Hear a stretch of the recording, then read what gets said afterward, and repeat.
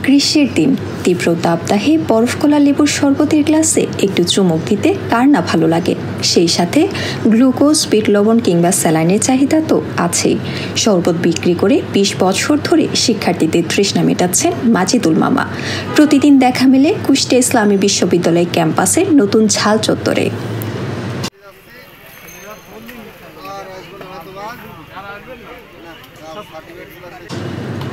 সারাদিন দাঁড়িয়ে কারিগরি হাত চালায় গ্লাস আর লেবুর উপকরণে। কিছুক্ষণ পরপর শিক্ষার্থীদেরকে মামা বলে সম্বোধন করেন তিনি।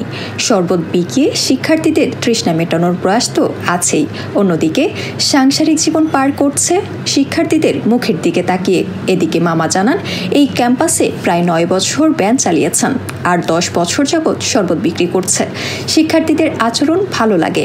বাড়িতে কিংবা তাদের রুমে শরবত বানাতে পারেন, কিন্তু আমারটা কেমন যেন আলাদা হয়, তাই মামার কাছে ছুটে আসে সবাই। কত শিক্ষার্থীর সাথে পরিচয় আমার, কত শিক্ষার্থীদের আগমন ক্যাম্পাসে আর কত শিক্ষার্থীদের হচ্ছে বিদায়, কিন্তু আমার আগমন আর বিদায়ের হিসাবটা মেলে না।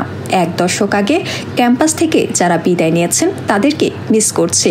শুভ হোক তাদের পথ চলা। আমার নাম মাজিদুল ইসলাম, গ্রাম নিশ্চিন্তপুর, পোস্ট বসন্তপুর, থানা শৈলকুপা, জেলা ঝিনাইদহ। আমি শরবতের ব্যবসা করছি আজ 10 বছর ধরে। অনেক মামার আছে, খুব ভালো পরিচিত। শরবত খুব ভালো করে বানানো হয়। অনেক মামা খুব প্রশংসা করে, ভরসা আরও বেশি ভালো। তারপর আমরা একটা ব্যবসা করে মাঝে পেয়ারা, বড়ই, আমরা কামরাঙ্গা। কী দেওয়া হয় শরবতে? তবে দেওয়া হয় আপনার মিশ্রি, চিনি, গ্লুকোজ, বিট লবণ, লেবু, আরও অনেক কিছু দিয়ে বানানো হয়। কিন্তু অনেকেই বাসায় বানায়, কিন্তু আমাদের এত স্বাদ লাগে না। অনেকে বলে, মামা আপনার মতো তো বানানো হয়েছে না। বললাম, মামা আমাদের মতো হবে না, বানানো তো হবে না। আমাদের ব্যবসা সব কিছু শেখার আছে।